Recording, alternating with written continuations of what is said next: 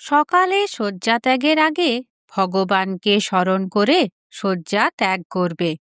তুমি তো দীক্ষিত হয়েছ, তুমি ইষ্ট বা গুরু স্মরণ করে বা ধ্যান করে প্রার্থনা করবে। তারপর শয্যা ত্যাগ করবে।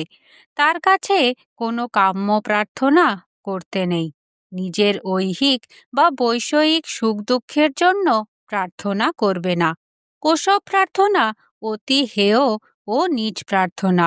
প্রার্থনা করতে হলে সুষ্ঠু প্রার্থনা করবে, যাতে তোমার আত্মার মঙ্গল হয়, যাতে তোমার জ্ঞান, প্রেম ও ভক্তি লাভ হয়, এমন প্রার্থনা করবে।